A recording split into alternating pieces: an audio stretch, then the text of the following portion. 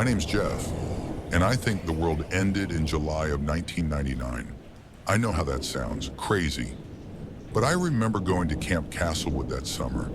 The missing kids, the strange counselors, the things they taught us that didn't feel like church.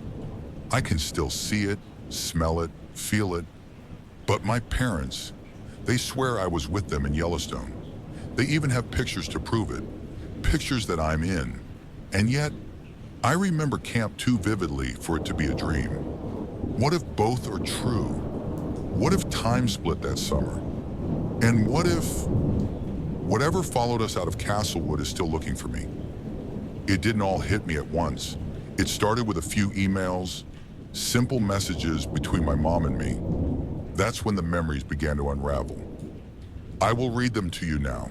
May 19th, 2019, 11:42 p.m. I sent my mom an email. Hey Mom, I hope you and Dad are doing well. I would call, but the cell service is spotty and the Wi-Fi isn't great either. I thought it would be easier to email. I just got to the trailer I am going to be living in for the next 6 months. We won a huge contracting bid to help with the construction of a new ski resort about 4 miles from Jackson, Wyoming. It's beautiful here. I'll be sure to take lots of pictures. Talk to you soon. The next morning, May 20th, 2019, 7:42 a.m., my mom replied, Jeff, so glad to hear from you. Your father and I are so happy about the job. Congrats. We are doing well. Dad has been under the weather, but is feeling better. We had a wonderful dinner with the neighbors last night. They were all asking about you. I am very jealous that you get to spend the summer in Wyoming. Remember the vacation when we all went to Yellowstone? Good times. Love you that same evening, May 20th, 2019, 8:17 p.m. I wrote back again. Mom, I'm glad that Dad is feeling better. I remember when you all went to Yellowstone, LOL. It was in 1999, right? I went to summer camp that year. God, it was so awful. All of those kids went missing and Grandpa Joe picked me up. I stayed with him until you guys flew home. Camp Castlewood pretty much scarred my formative years. Remind me to never send my kids to summer camp.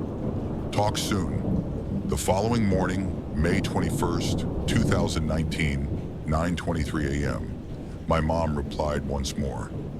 Jeffrey, honey, are you feeling okay? I have plenty of pictures of you on the Yellowstone trip with us. Remember when that bison bumped into the rental car and nearly gave your father a heart attack? You were only 8 years old back then. Maybe you're thinking of something you watched on TV? You and your imagination. You always wanted to go to summer camp, but we never sent you. Your dad helped me attach a picture to this email. It's all of us standing by Old Faithful. Maybe that will help you remember. Love you, Mom. There it was, a picture of my family and me standing in front of the iconic geyser. I looked at my 8-year-old self and felt sick. There was even a watermark date in the corner of the old photo, July 10th, 1999. I thought back to July 1999. I remember Camp Castlewood so vividly. The long drive to the middle of nowhere, Missouri, fishing, swimming in the lake, shooting arrows and taking long hikes. And then things started to get weird. A few days later, May 24th, 2019, 12:12 a.m., I messaged Nick online. Hi Nick, my name is Jeff. I know this may sound a little strange, but I believe you and I went to the same summer camp in July of 1999. It was in southern Missouri. Again, I apologize for how bizarre this sounds, but I was hoping you could let me know if you remember it at all. I may have the year mixed up, but for some reason my parents do not recall the camp even existing. 2 hours later, May 24th, 2019, 2:07 a.m., Nick responded, Jeff, I am sorry, but I think you have the wrong person. I never went to camp as a child. My family and I went to Disney World that year. I don't really like talking on the site. Would you mind sending me your email in case I remember something? Thank you. Nick. Initially, I was put off by the response, and assumed that I had not found the Nick that I was looking for. That was until a few days later when I went back to the conversation and noticed how strange the punctuation was in his response. The letters he chose to capitalize spelled out Castlewood. My head was spinning. On May 26, 2019, 11:42 p.m., I emailed Nick directly. Nick, I saw your message. So you remember Camp Castlewood? Just minutes later, May 26, 2019, 11:51 p.m., he replied, "Are you using a VPN?" I responded shortly after, May 27, 2019, 12:18 a.m. "Yeah, I always use one." At 1:13 a.m., Nick wrote back, "I remember it all, the lectures, the agenda, and your grandfather saving us from that hell. Everything. You're not the first person to reach out to me about the events that took place at Camp Castlewood in 1999. Let me guess, your family has evidence of you somewhere else in July of 99, right? Jeff, what if I were to tell you that we were at Camp Castlewood and somewhere else simultaneously?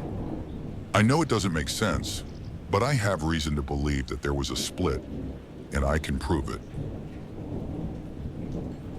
At 1:33 a.m., I responded, "What do you mean by split? I don't understand any of this." At 2:01 a.m., Nick replied again, "It is very important that you keep this conversation between us. I cannot stress that enough. I know this probably isn't going to make sense to you, but it seems that you and I are not living in the same world that we were born into. I never reached out to you for your own protection, and I prayed you would continue to live your life ignorant to what happened to us. However, I have been monitoring you to make sure you are never publicly vocal about what you have just come to realize. Remember when your grandfather was driving us back after picking us up from camp? He said that you had called him days ago, but you had actually called him earlier that morning. You've been at camp all summer. He kept repeating that as well, but it wasn't true. We had only been at Camp Castlewood for a few days. Time and space were failing to follow their own rules. It was the beginning of the split." At 2:17 a.m., I wrote back, "My own protection? Are you trying to say that I am in danger? I still don't know what you mean by split. No offense, but this all seems ridiculous to me." At 2:29 a.m., Nick responded, "The easiest way to imagine it is to think of two realities, A and B. The one we grew up in, where we went to Camp Castlewood, was reality A. I have a theory that the speed we were traveling away from the camp was quick enough to save us from the split. There was an error. I'm not quite sure how, but we managed to escape reality A and then entered reality B. The one where you and I never went to Camp Castlewood. There are still things I don't completely understand, such as how you and I were briefly able to exist in reality A and B simultaneously. My guess is that at some point, we simply replaced ourselves physically at an opportune moment of correction, but we retained the memories of reality A. Remember on the second day of camp when I fell on that hike and cut my knee? I still have the scar. I see it every day. And yes, we are both in danger. I've been back to the area where the camp was held in July 1999, reality A. It is nothing but untouched woods and pastures, all except for a lone cabin. Nobody was there when I entered, but it was far from abandoned. The cabin was full of literature, symbols, and artifacts. They depicted some sort of ritual, sacrificing the young to appease an entity of time and space, life and death. At 2:43 a.m., I pushed back one last time. You honestly cannot expect me to believe any of this. I remember some of the other kids went missing, but you're saying that they were all sacrificed to some sort of time demon? Just for fun, let's say that everything you're telling me is completely true, and we have revealed a crazy conspiracy. Then explain this to me. If reality A is gone and we're all that is left, then we should be fine, right? I don't see how we're in any danger. The counselors shouldn't exist in reality B. At 3:04 a.m., Nick gave his final response.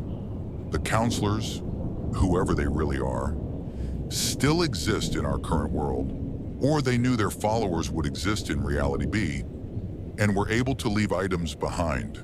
They had information on us, files full. I found them in the cabin. I believe our escape from Camp Castlewood caused some sort of error in their ritual, and they still need us. They've been looking for you and I. A few years back, I reached out to other people on the internet for answers, before I knew the severity of the situation. I was going to contact you, but they came looking for me. I believe the counselors track the internet for people asking about Camp Castlewood. I thought it would be best to keep you out of it. They're looking for us, Jeff. That's why it is very important that you keep our conversation between us. No one else must know. Keep yourself anonymous. If you're ever in trouble, you need to contact me immediately. Nick, my head was spinning, trying to comprehend the absurd story Nick was trying to explain. I didn't believe any of it. I chose to not respond, closed my computer, and went to sleep. The next morning, May 27th, 2019, 10:42 a.m., I received another email from my mom. Hi, Jeffrey. I hope work is going well. We're all thinking about you. The funniest thing happened. Remember that camp you were telling me about? I posted about it on Facebook and some people responded. They said they know exactly what you were talking about and even remember you from when you were a kid. We must have had the years mixed up, but for the life of me, I still don't remember you going to camp. I guess my age is starting to catch up with me. Anyways, they asked if you still lived in town. I said that you hadn't been here for years, and you are currently enjoying the beautiful mountains in Jackson. Speaking of that, I have yet to see any pictures. All right, well, I love you, and I'll talk to you soon. Chuck Ormond.